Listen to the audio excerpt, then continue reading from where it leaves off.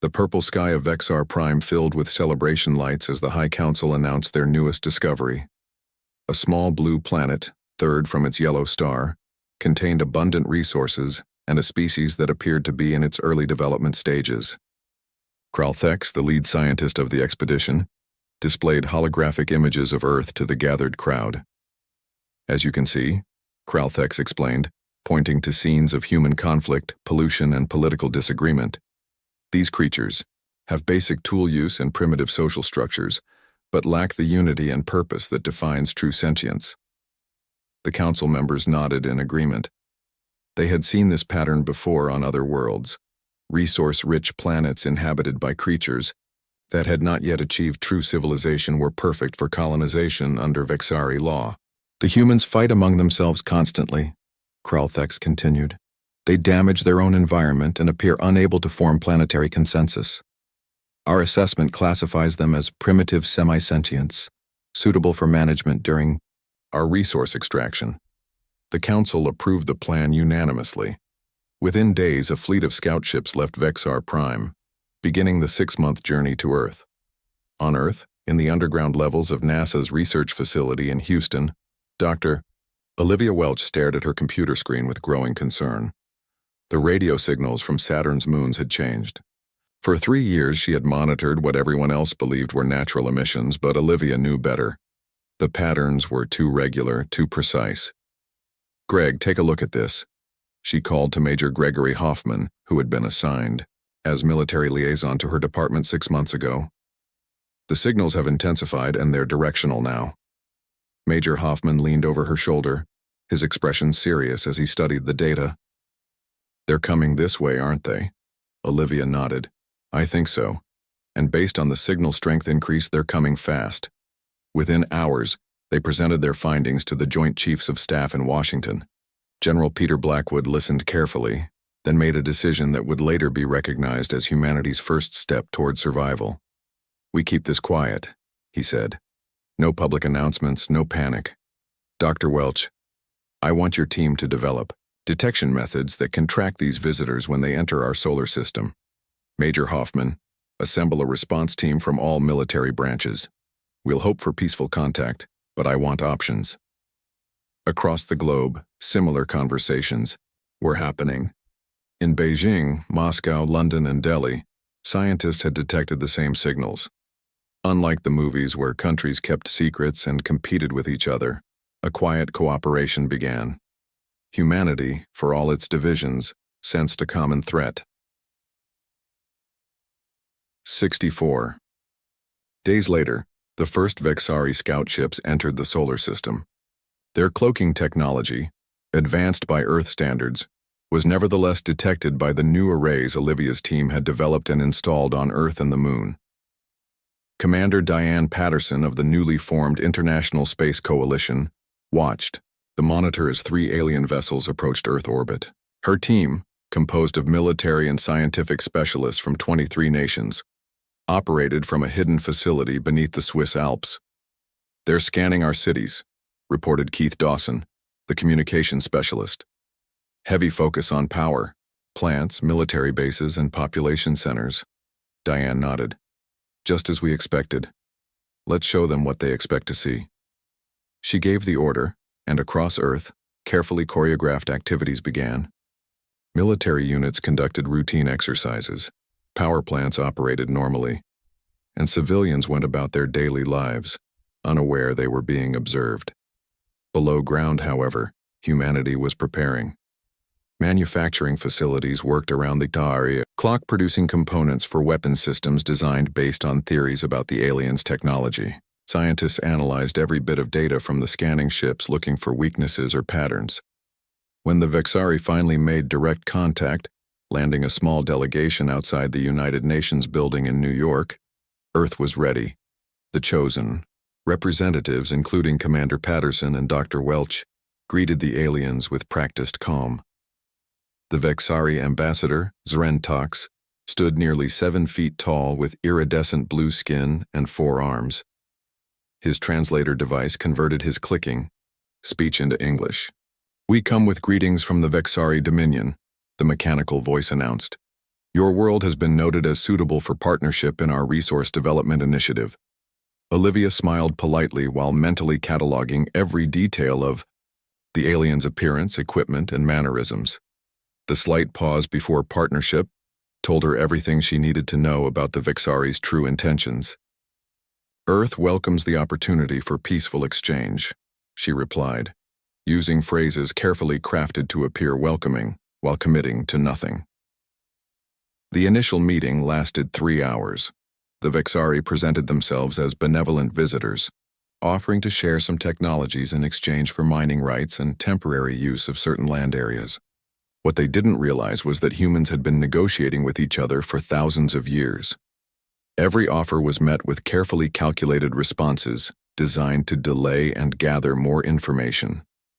That evening, as Earth's representatives met in a secure room beneath the UN building, Major Hoffman reviewed what they had learned.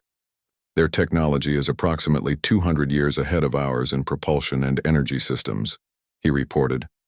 But their weapons seem focused on large-scale deployment rather than precision. And they're clearly not expecting resistance, Commander. Patterson nodded. They see us as animals with tools. Smart pets, basically. That's our advantage, Olivia added. They've classified us based on our visible behavior, not understanding our capacity for strategic thinking.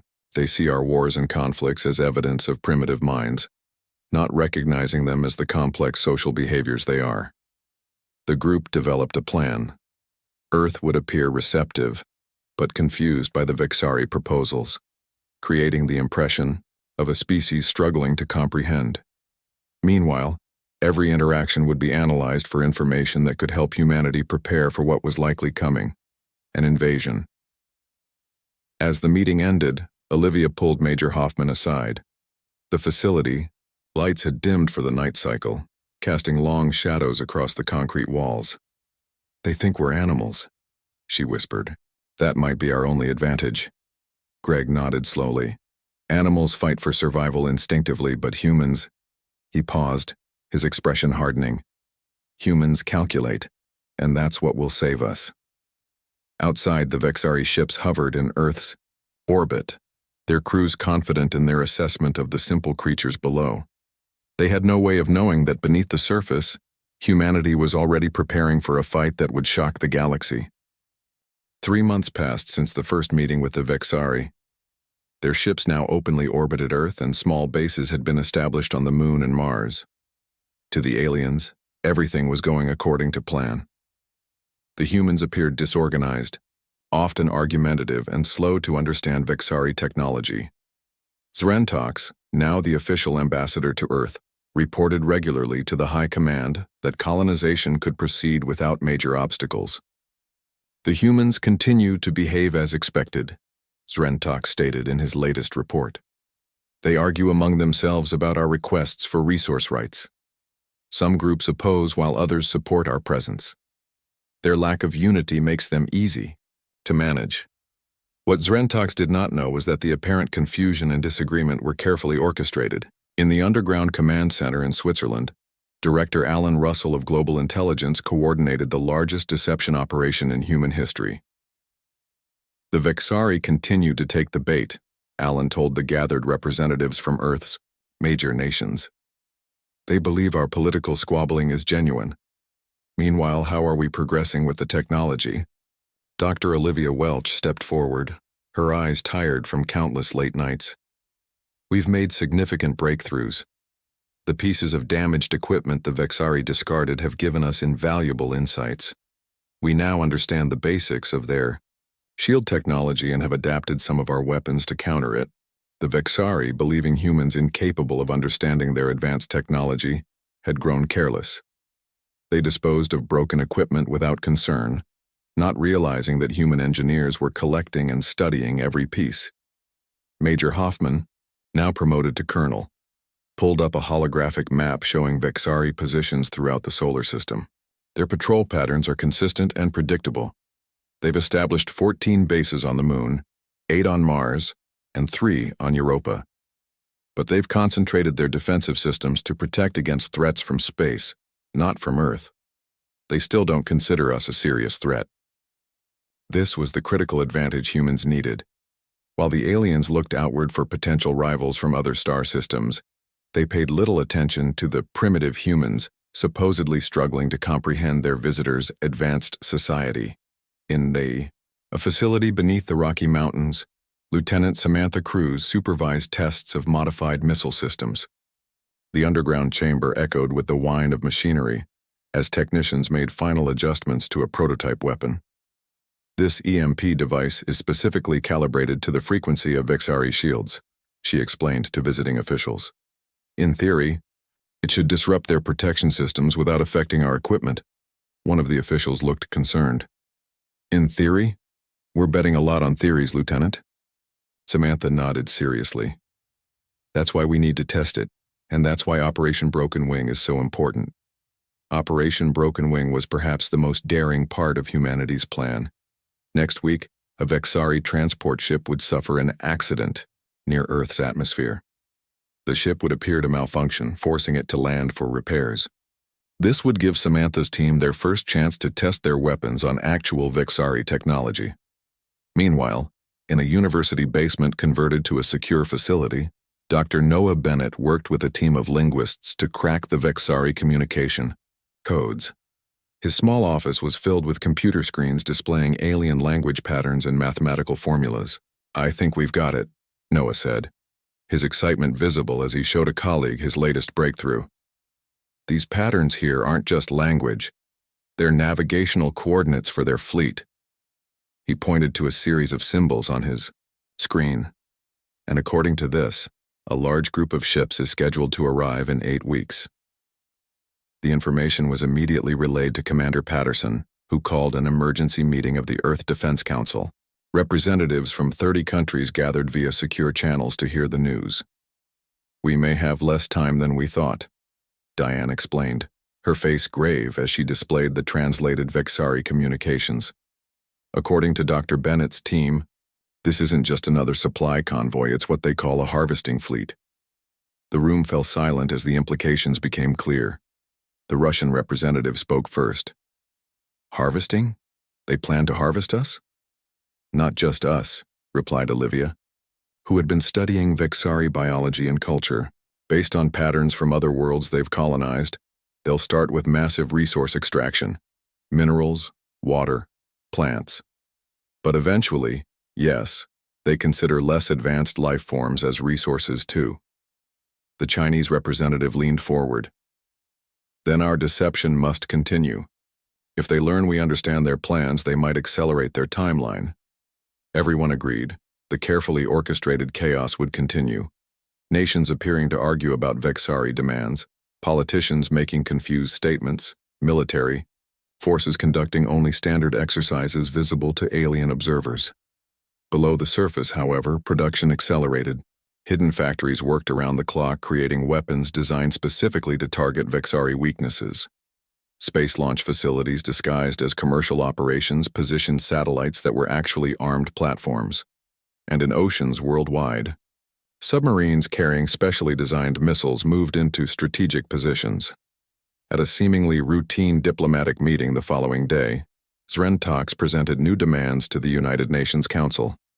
The Vexari Dominion requires expanded access to your northern territories for scientific survey, the alien stated, the translation device giving his words a flat, emotionless quality. Ambassador Lydia Baldwin, secretly briefed just hours before, played her role perfectly. She appeared flustered, promised to discuss the request with world leaders, and asked for time to reach a consensus. Zrentox granted this with a gesture that, in Vexari culture, indicated amusement at a lesser being's confusion. That evening, Colonel Hoffman met with Dr. Welch in a secure room beneath the Pentagon. Operation Broken Wing is set for tomorrow, he told her. If it works, we'll have a Vexari ship on the ground where we can test our new weapons. Olivia nodded, her expression determined. And if Dr. Bennett is right about the harvesting fleet, we have 8 weeks to be ready.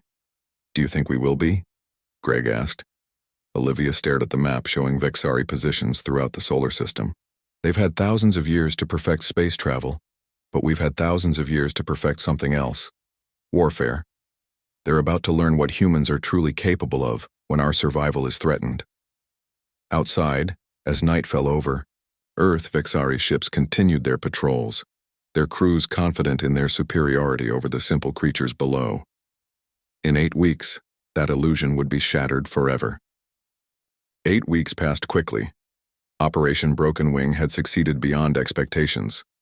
The Vexari transport ship landed as planned, allowing human scientists to test their weapons on actual alien technology.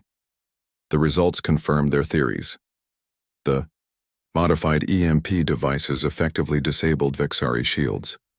Now orbital sensors detected the arrival of the harvesting fleet. 57 massive Vexari ships emerged from hyperspace near Jupiter.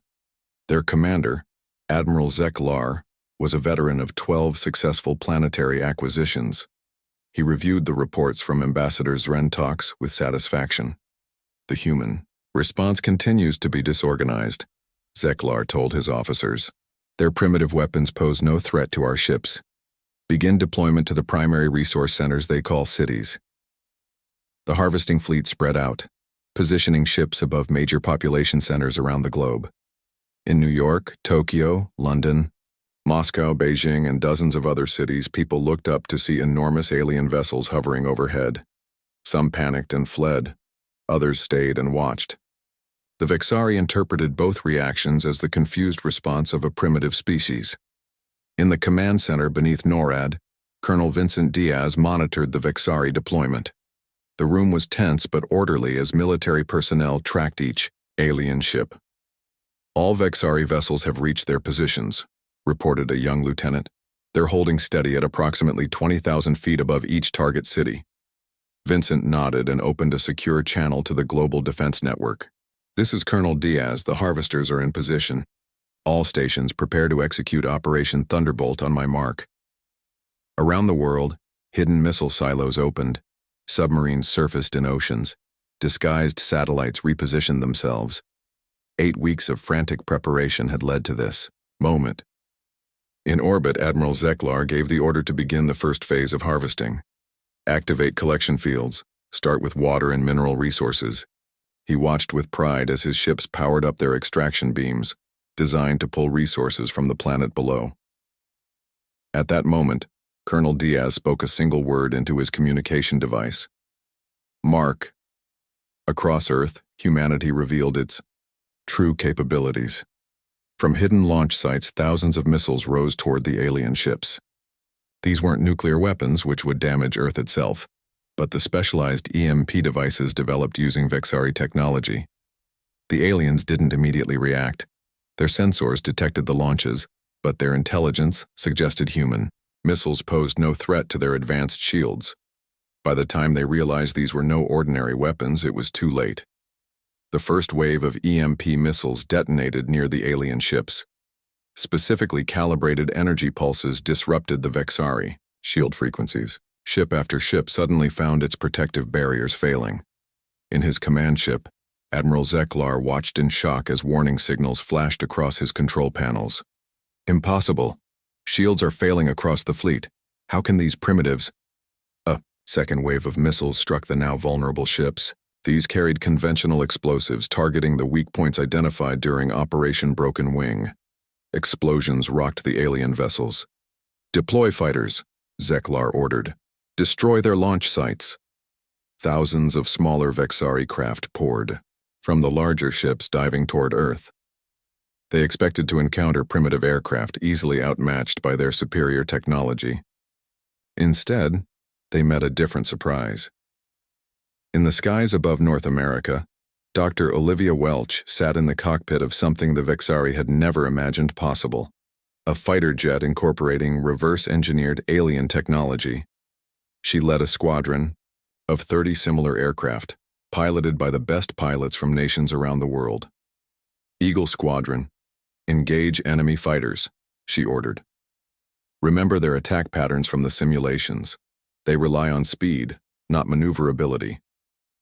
The human hybrid fighters moved in ways the Vexari pilots had never seen, using the aliens' own technology against them, but piloted with human ingenuity and desperation. The sky filled with explosions as the battle raged. Meanwhile, in orbit, The Vexari discovered another unpleasant surprise. The satellites they had dismissed as primitive communication devices revealed themselves as armed platforms. Colonel Hoffman, coordinating from a bunker in Colorado, activated these weapons. Orbital defense grid is active, Greg reported to the Global Command.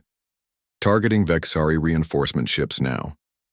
Energy beams from the satellites struck the incoming Vexari support vessels, disrupting their engines and weapons systems.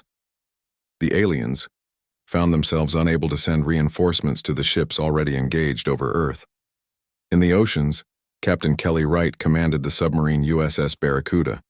Her vessel was one of hundreds that had positioned themselves beneath the alien ships hovering over coastal cities. Launch countermeasures, she ordered. Her crew sent specialized torpedoes not toward the ships but into the water ahead of them. The torpedoes detonated, creating massive columns of water that disrupted the Vexari extraction beams attempting to drain Earth's oceans. As battles raged worldwide, Ambassador Zrentox watched in horror from the Vexari embassy. The creatures he had classified as primitive were fighting with unexpected coordination and effectiveness. Most shocking of all, they were using modified Vexari technology. His communication device chimed. On the screen appeared the face of Commander Diane Patterson, her expression calm but determined.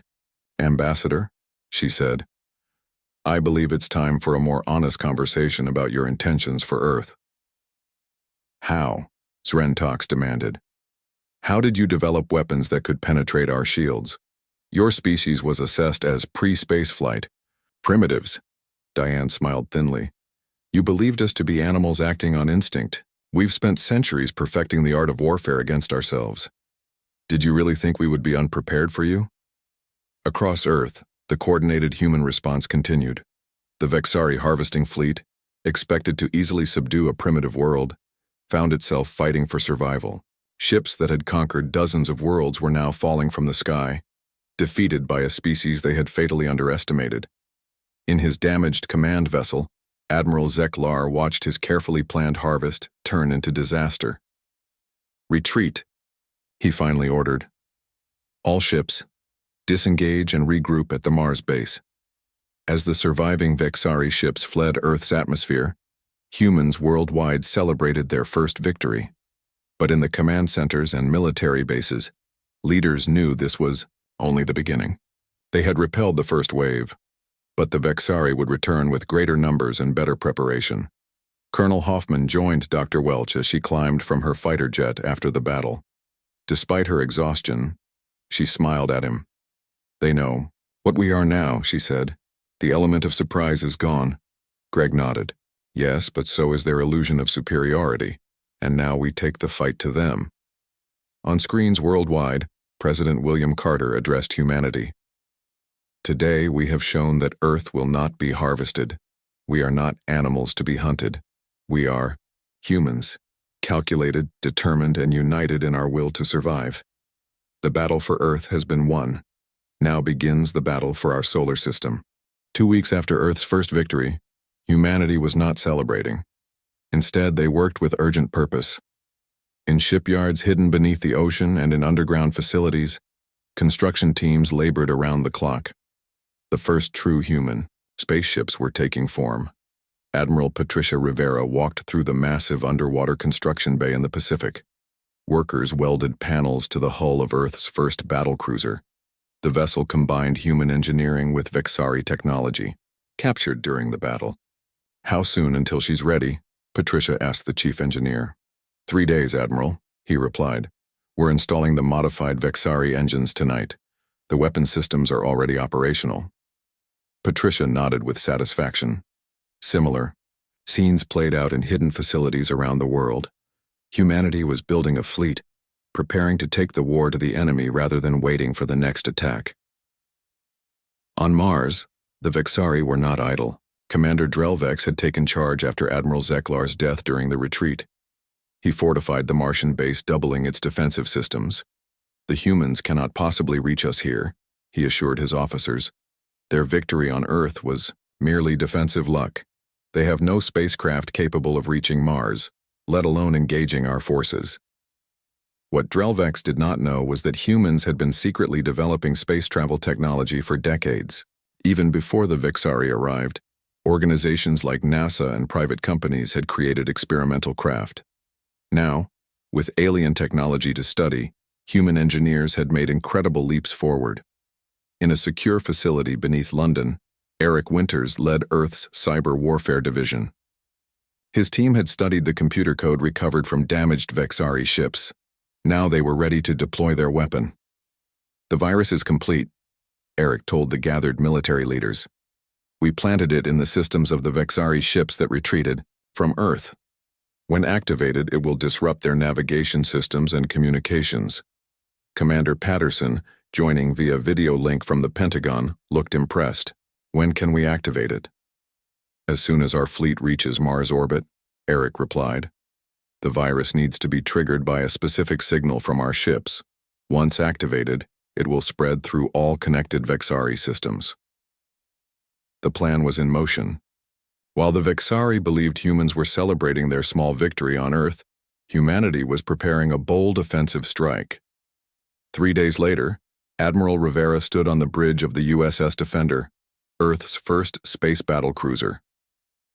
5 similar vessels formed the core of humanity's new fleet, accompanied by 20 smaller attack craft.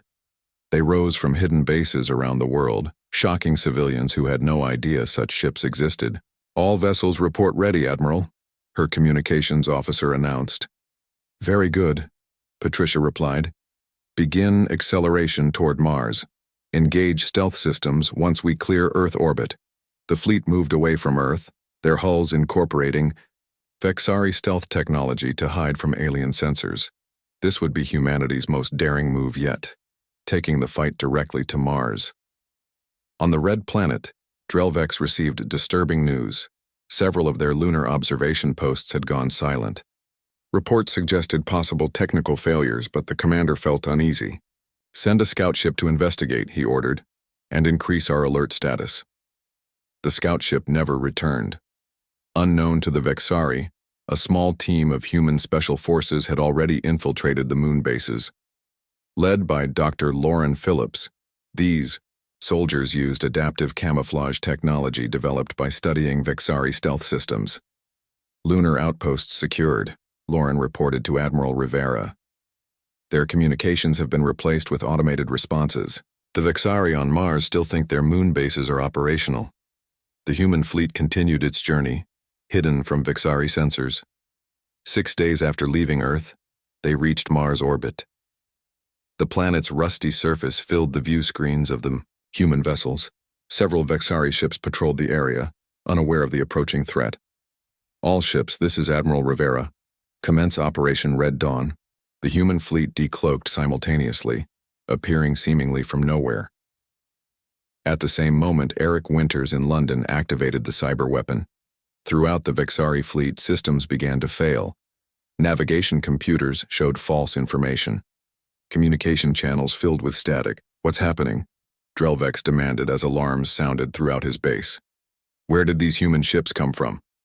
Before his officers could respond, the first missiles struck the Vexari orbital defenses. The human ships moved with surprising speed and coordination, targeting key defense systems identified by Earth intelligence. On board the USS Defender, Admiral Rivera directed the battle. "Focus fire on their communication arrays. Second group, target their hangar bays, prevent their fighters from launching." The human attack caught the Vexari completely by surprise. In just 30 minutes, their orbital defenses lay in ruins. The battle for Mars had begun. Dr. Olivia Welch led the first landing team. Her shuttle, accompanied by 10 others, descended toward the main Vexari base. Each carried soldiers equipped with weapons specifically designed to combat Vexari technology. "Remember, your training," Olivia told her team. "Their personal shields operate on the same frequency as their ship shields. The pulse rifles will disrupt them, but only for 3 seconds. Make each shot count." The shuttles landed under heavy fire. Human soldiers deployed, using the rocky Martian landscape as cover. The fighting was intense as they pushed toward the Vexari command center. In orbit, Admiral Rivera received a surprising communication. A Vexari battlecruiser was approaching from the outer solar system, but instead of attacking, it was broadcasting a request to communicate. "This is Admiral Krenzol of the Vexari Council Fleet," came the message. "We request cessation of hostilities for discussion of terms." Patricia was suspicious but curious. "This is Admiral Rivera of Earth Fleet. What terms do you wish to discuss?" "Your species has proven unexpected," came the reply. "The Council wishes to understand how primitives achieved such rapid advancement. Perhaps we have miscalculated." "We are not primitives," Patricia responded firmly. "That was your first mistake. We will discuss terms only after your forces on Mars surrender." On the Martian surface, the battle reached the central Vexari facility. Commander Drelvex watched in disbelief as human soldiers breached his supposedly impenetrable defenses. He had one final option: a self-destruct sequence that would destroy the base and all evidence of Vexari technology. As he reached for the activation control, the door to his command center exploded inward. Dr. Lauren Phillips stood there, leading a team of Earth's elite soldiers. "I wouldn't do that if I were you," she said, aiming her weapon at the Vexari commander. Drelvex lowered his hand slowly. How did your kind advance so quickly?" Lauren smiled grimly. "Humans have been playing hide and seek since we were children. We've just gotten better at it over the millennia." Within hours, the Mars base was secure. For the first time in their history, the Vexari had not just been repelled, they had been conquered. As news reached Earth, celebrations erupted worldwide. Humanity had taken its first steps into the solar system, not as explorers, but as warriors, protecting their home. On the bridge of the USS Defender, Admiral Rivera looked at the message from Admiral Krenzol. The Vexari were requesting formal peace talks. The hunters had become the hunted, and now they wanted to negotiate. "Send our response," she told her communications officer. "Tell them Earth is willing to discuss peace on our terms." 1 month after the Mars victory, the peace talks began.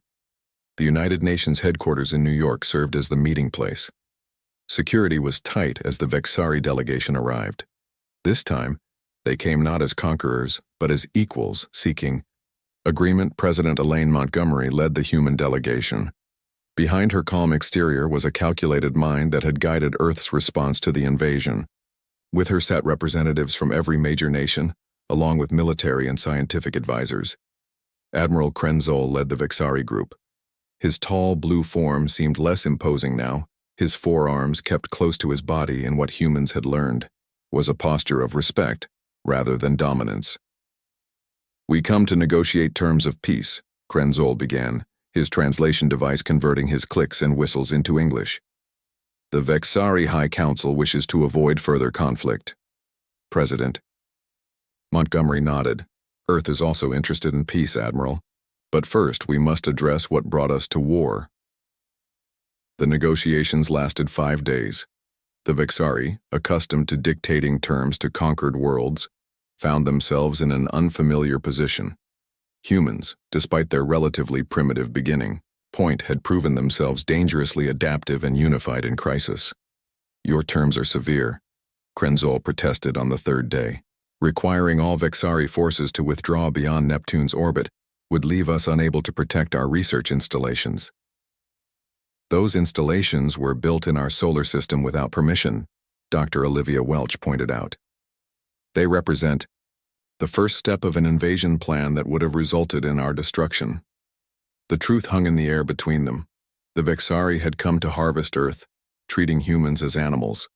Now those same humans had defeated them in battle and were dictating peace terms. By the 5th day, an agreement took shape. The Vexari would withdraw their military forces beyond Neptune. They would share selected technologies with Earth in reparation for the invasion attempt. Most importantly, they would transmit a warning to all spacefaring races. Earth was not to be threatened. "There is one more condition," President Montgomery added as the document was being finalized.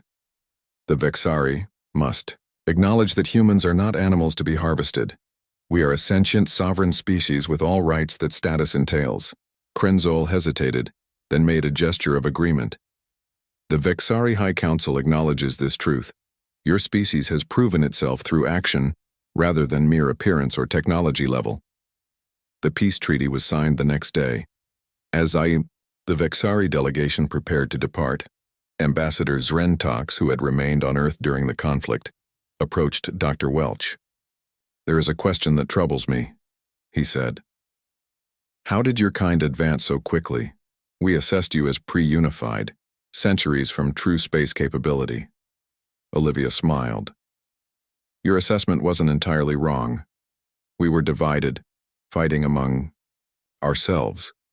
But that wasn't a sign of primitive thinking. It was the result of complex minds and different viewpoints. When faced with an external threat, those differences became our strength. Different approaches, different ideas, all focused on one goal: survival." Zrentox considered this. "A miscalculation on our part." "A fatal one," Olivia agreed. "You saw our conflicts and thought us animals. You never considered that those conflicts had taught us to become very, very good at warfare." In the months that followed, Earth underwent rapid transformation. With the peace treaty in place, humans began expanding throughout the solar system.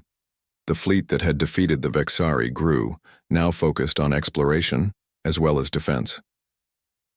Major Ryan Foster led the team developing Earth's first true interstellar vessel.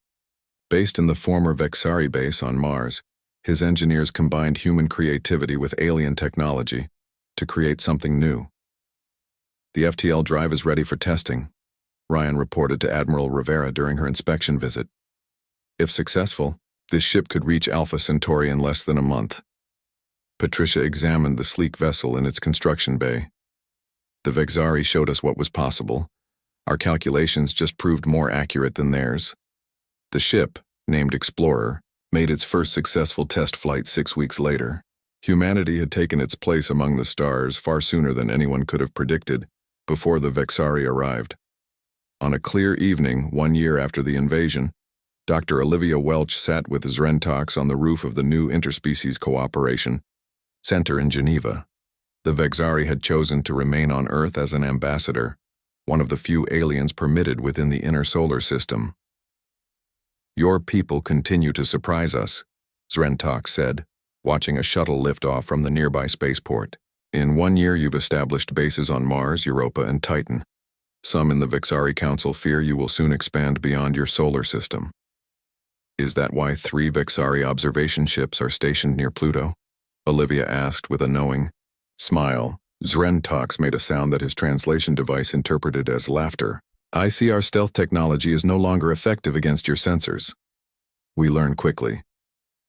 "What we still don't understand," the alien admitted after a moment of silence, "is how you hid your true nature from us so effectively." "We didn't hide anything," Olivia replied. "You saw our wars, our conflicts, our divisions, all real. What you failed to calculate was that these weren't signs of primitive thinking, but of complex minds capable of both cooperation and conflict, of both mercy and precise violence." She pointed to the stars appearing in the darkening sky. "Before you came, we looked up there and saw possibilities, new worlds to explore, new knowledge to gain. When you threatened us, we saw something different, a challenge to overcome, an enemy to defeat. That's the dual nature your people missed in their calculations." In the years that followed, other alien civilizations received the Vexari warning about Earth. Some chose to keep their distance. Others cautiously established diplomatic relations. All came to understand what the Vexari had learned through painful experience. Humans were not simple animals to be conquered or harvested. As Earth's new interstellar fleet prepared for its first diplomatic mission to nearby star systems, President Montgomery addressed the crew of the flagship Peacekeeper. "We go to the stars not seeking conquest but connection and knowledge," she said.